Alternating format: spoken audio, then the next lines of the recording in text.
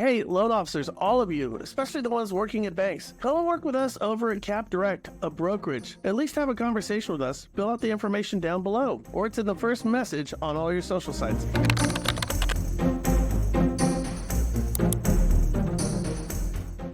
Now on with the show. Now, you may have heard that the DOJ filed a statement of interest in the Missouri Burnett v. NAR case. NAR and everybody else, right? Now, it states that the DOJ's lack of participation in the lawsuit does not limit the United States' ability to enforce the antitrust laws, including to seek greater relief for the conduct at issue here. We need not worry here. The DOJ isn't seeking to do anything at this point. They're simply saying that they can do it in the future if they want to. Here's the thing. We're going to have a new administration in a couple of months, and if there's one thing that we know about Trump, he's all about the government getting out of the way. Hence the lack of enforcement in lending and real estate. Now, we do take issue with a few items that you should know about. Realtors, listen very closely. Here's what NAR says. Quote, the trade group stated that it still believes its appeal of the jury's verdict would have been strong, but it did not wish to gamble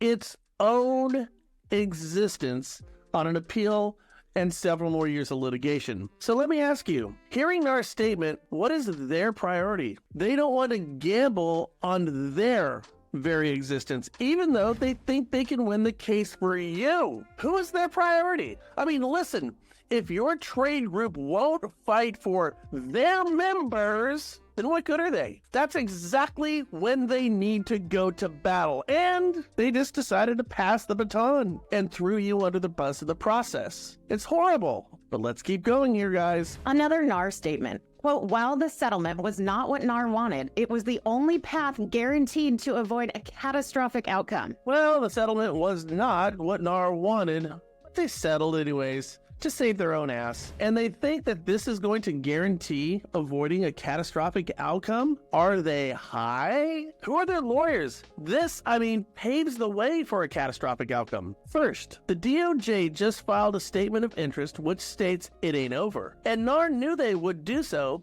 because it's already been done. The U.S. District Court of Massachusetts, Nozelak and Hirschhorn filed the exact same case against NAR and the others, and the DOJ did the exact same thing, filed a statement of interest, and here we are. You act surprised. NAR should have known better. Further, and I've said this over and over and over again, NAR can't stop a lawsuit brought by, say, California for what was decided in Missouri or Illinois. They simply can't do it. And lawsuits will continue until NAR is shattered into 1,000 pieces and scattered into the wind. And in truth, the only thing the DOJ is looking at are the short-term buyer agreements for like your open houses. Mandating contracts be signed before buyers enter an open house. The argument is it limits competition and it could force a buyer to work with an agent that they don't want to work with, which is funny in itself because it simply isn't true, and it's not how these contracts are being written. They're delusional. But like all government objectives, you can usually bet on the opposite outcome.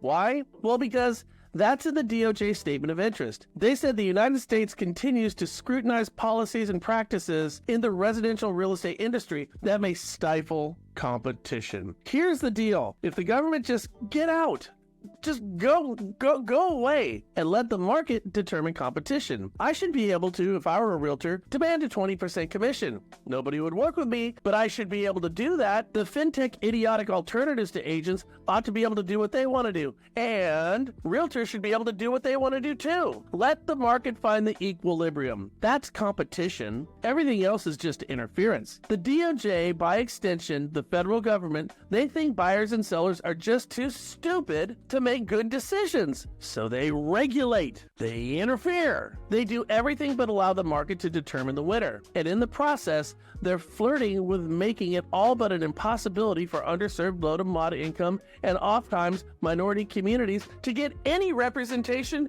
at all. Now, if that's the government's form of consumer protection, which is if you don't buy anything, then you're protected, then I think I'm going to pass on this one. I hope this helps, and just a couple of days till Thanksgiving. Get your turkeys now. Bye.